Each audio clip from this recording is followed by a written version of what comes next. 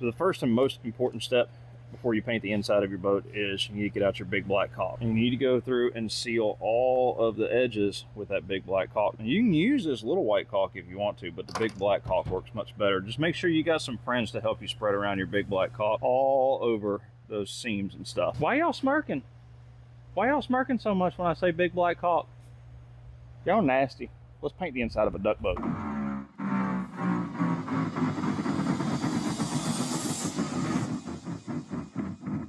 In all seriousness, folks, we're going to go through and seal up all the seams where our aluminum sheets meet this DAP brand Dynaflex Ultra because it is silicone free. You do not want to use anything with silicone if you're going to be painting over the top of it. This is made for window, door, siding, and trim. It sticks really good to aluminum just as long as everything is sanded beforehand. And we went through this whole entire boat and sanded everything with 60 grit sandpaper. All the little nooks and crannies all over to get this thing prepped and ready for our Raptor liner that we're going to be using today. Wiped everything down with acetone and vacuumed it out really good. So now we're going through the process of just sealing all these seams, because once we coat the inside of this, I don't want to be able to see any of those gaps that we had in the aluminum. Now we're going to run a bead all the way down the top edge of this boat, just because right here down the side, the turf is not going to go all the way up to the edge. It's going to come just a little bit to the inside because we're doing a custom turf job on this.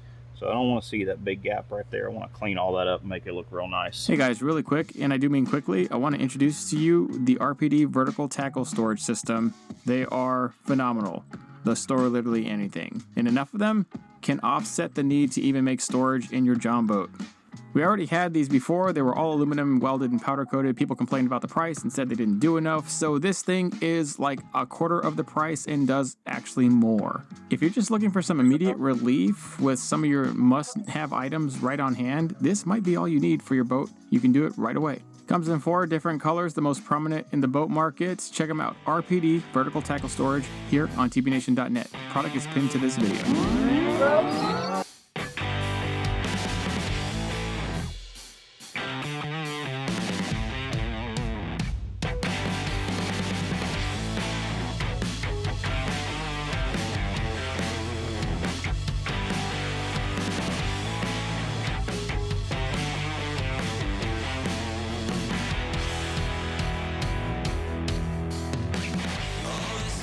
All right, so all of our caulk from this morning is dry. I really wish we could have painted this boat, or the inside of this boat, during the day, but we got really busy with the phones, so I gotta get this thing done. I'm in here at night. The very last thing that I need to sand is right here around this gunnel rail. We didn't get it earlier with the power sanders because I wanted to put this tape line down the side of the boat first. That way I wasn't sanding my nice fresh paint job. And what I'm using is a brown Scotch-Brite pad. This is the super coarse Scotch-Brite pad, and I'm just going around all this area. Now when we painted this boat, if you didn't see that video, I'll leave a link to it where you can go back and check it out. When we painted it, I actually didn't tape off the bottom half of this boat. We had it flipped upside down, and I just left it so that the paint could go up and over this gunnel rail a little bit. And that's totally fine, but it was also kind of on purpose. I wanted to have a good base coat right here that's already been sanded and it's stuck really well.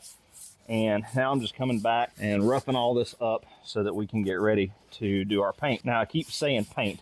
We're actually going to be using Raptor Liner, but before you put Raptor Liner on, raw aluminum especially, you definitely want to put down some kind of primer. Now the company that makes Raptor Liner, U-Pole, they make their own specific brand of primer, and it's totally fine. There is nothing wrong with it. I actually highly recommend it. That and their adhesion promoter is great. I used it on my boat, my personal boat, and I absolutely love that stuff. Problem is, I'm a dum-dum and forgot to order it before we did this. So what I have laying around the shop is some One Hit Wonder paint. And that is the paint that I used to use with my hydrographics business, and it's what we use it to paint this boat with. The great thing about One Hit Wonder paint is it's a paint and primer all in one. So that is going to give us a good base coat to put down. It's going to have that primer in it to stick really good to that raw aluminum before we put the Raptor Liner on. So I'm going to finish getting all this sanded. I'm going to wipe it down with acetone one more time real good, blow everything off, making sure we ain't got no dust on the floor. And then we're going to go ahead, spray on our One Hit Wonder paint with primer, and then let that dry for a little bit, and we'll be ready to put on the Raptor Liner. Please excuse the fan noise. It is extremely humid and warm tonight, so trying to not have a heat stroke. Now remember, we're just using this one hit wonder paint as a primer coat. We're not trying to paint this entire inside of this boat. All we need is a good base for our Raptor liner to stick to, and it doesn't really matter what color you use as primer. I've got some of this OD Army Green. That's what I just got left over from when we painted the boat, so I'm going to use that. What I'm really focused on getting is all of this raw aluminum inside of here, the decking, the gun tray, and around these gunnel rails. I want to give this Raptor liner the best chance possible to stick. Now, I have painted it over raw aluminum before in the past, and it does work. I have found that it's not as impact resistant when you don't have a primer underneath it. So for instance, I did a couple little small projects with just Raptor liner by itself, straight to raw aluminum, and it worked fine until I bashed it into a dock. Then it did scar up a little bit. I was able to touch it up really easy, so it ain't a huge deal if you don't use primer, but they recommend it. And after putting the primer that they make on my boat and then putting the Raptor liner over it, I can definitely say it takes a lot of abuse. It's a truck bed liner. That's what it's made for. Let me get this poured in the spray gun and then off to the races to go.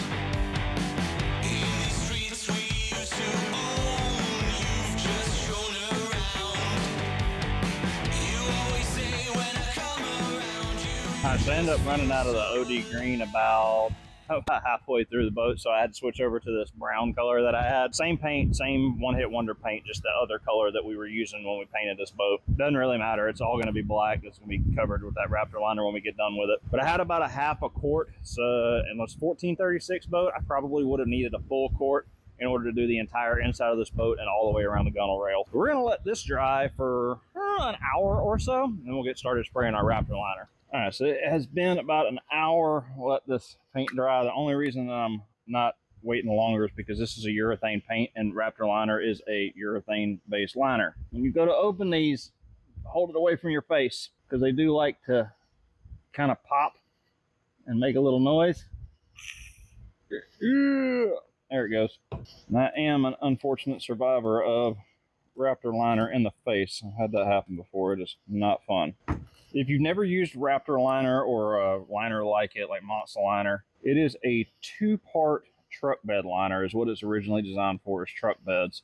But we've been using it in the boat industry for the last couple years, and it makes a great interior coating. It's got a good texture to it, acts as a non-skid if you want it to, but you can also spray it kind of thick so that it levels out and it's more of a lighter non-skid texture, not so much of a smooth texture. But it's always going to have just at least a little bit of texture. And you can buy it in gallons, or you can also buy it in these 24-ounce cans like this, to where you can mix it up with the hardener, which is what I'm about to put in right now, and then you can shoot this can straight into the gun. It just screws into the bottom of the gun, and you can spray it. Now, the gun is not your traditional HVLP type spray gun like you're used to seeing. It's a very simple, basic gun. There's not a whole lot to it. Put your air compressor hose right here. It has no adjustments. You actually do your air pressure adjustment on your compressor. They recommend somewhere between 40 and 60 PSI. But all you do is mix this hardener into this can right here and give it a really, really good thorough shake for about 2 minutes. And that is very important. It has to be shaken well.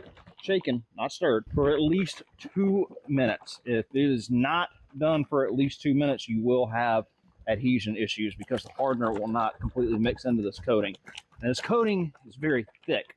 That is one of the reasons why you have to shake it so hard and for as long as you have to. Now, one thing that's very important that you really need to do before you start spraying this stuff is anywhere you're going to be spraying it, whether it be in your driveway, in your shop, anywhere, wet the floors down really, really well.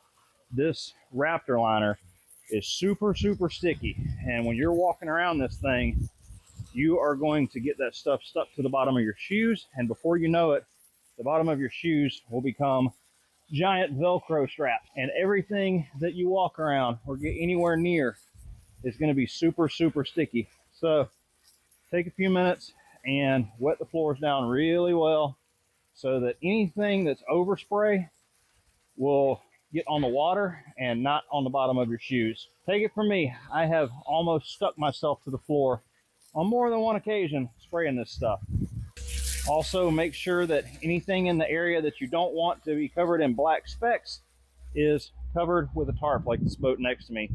You're going to be spraying this stuff at kind of a distance, and it does go everywhere. Messy process, but it looks really good when it's done, I promise. Now, another thing about this Raptor liner is you cannot mix it all at one time and let it sit while you're spraying. It does dry very, very quickly. Generally, when I get done with one side of the boat and I start spraying the other, by the time I'm done with the other, the side that I started with is already dry. But also, this stuff builds up heat inside the can, especially in warmer months, and it will make the can explode if you have the hardener mixed in with it and you shake it up real good and then let it sit for a while. So you're gonna mix one can, spray it, mix another can, and spray it. This on the end of the gun. Now the gun has a hole up here in the top. You see that little hole right there? That is for airflow to get down into the gun while you're spraying. So the most important thing you need to know about spraying this stuff is you need to be far away from it. If you spray really close, you're gonna wind up with a big glob like that. What you wanna do is spray it from a distance and just kind of mist it on so that you get a nice, even textured coating like that. Now the heavier you spray it,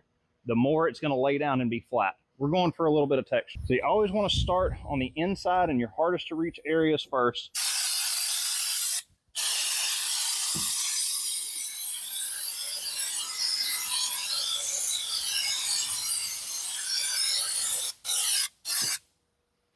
And you're just gonna use long sweeping motions.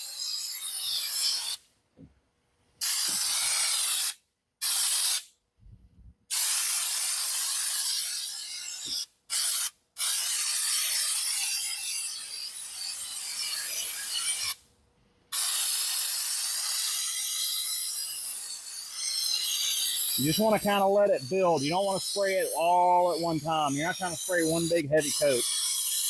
You want to kind of let it build, go back and forth until you see you get the color that you want and the texture that you want, and then you can move on.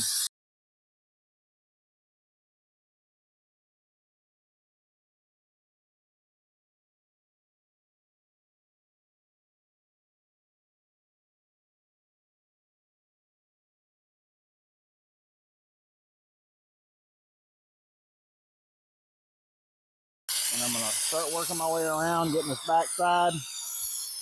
Now you can't tilt this gun very much, especially once it starts getting low. It doesn't have as much fluid, and you got to remember this stuff is not very, what's the word I'm looking for? It's not very fluidy, it's more jelly.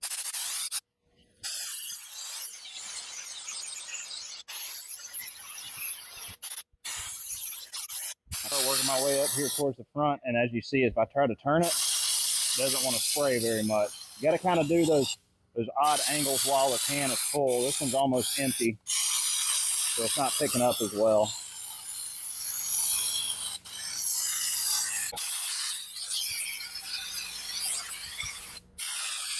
All right, so that is pretty much empty. So now it's time to mix up another can. All right, we got our next can ready to go. I'm gonna bring you guys on a different angle so you can see this inside a little bit better. Watch how I spray this.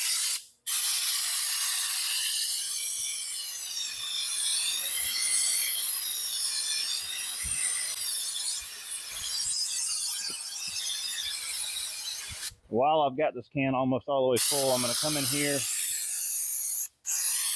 and get this under this rail while I can still tilt it a little bit.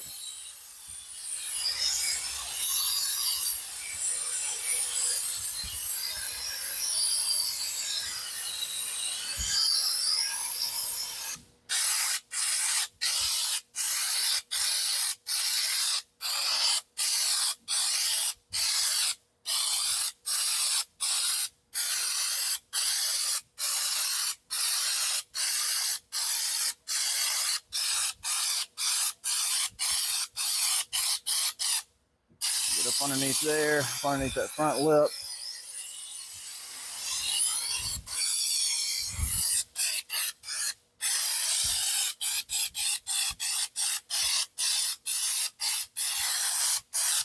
Now we can get back to this wall.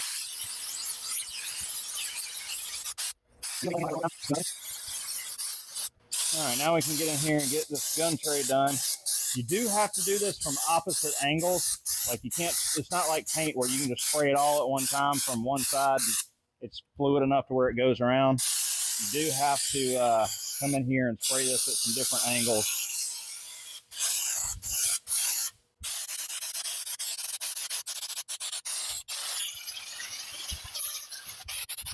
Stuff does not go as far as you think it does. It's a pretty thick coating. I'm probably gonna wind up using a gallon or more on this by the time I'm done. And what I'm doing now is in between coats, I'm just spraying some acetone down inside the end of the gun here. Kind of make sure to keep it nice and clean. In between coats, you don't want it hardening up inside of there.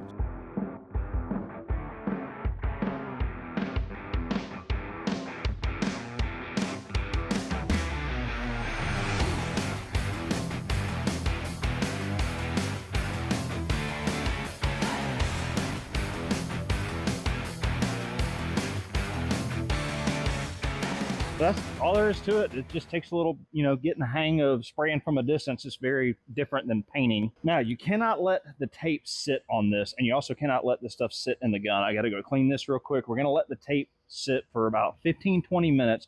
Once it's dry to the touch and it's no longer like super tacky, just before it starts to harden, we want to go ahead and peel all the tape off. If not, you're going to be cutting all the lines of tape off with a razor blade. This stuff does dry really hard. Do not leave it on like overnight or for several hours. 20-30 minutes is all you need. All right, so it's been about 20 minutes. I'm going to test this out real quick and see if it is ready to start peeling tape. You see this texture right here? I'm just going to kind of smush it with my finger, and if it comes out flat like that little spot right there, not quite dry enough yet. Probably very hard to see with all this texture in it, but that little bitty flat spot where I just put my finger, it's not transferring to my finger, but it's still pretty sticky. So give us about 10-15 more minutes, and then we will test it again, and it should be about ready to peel the tape off. Alrighty, it is no longer sticky or tacky, and I'm not able to flatten it out with my finger anymore, so time to peel some tape. This is my favorite part, while I'm talking with a razor blade in my mouth like freaking Rambo.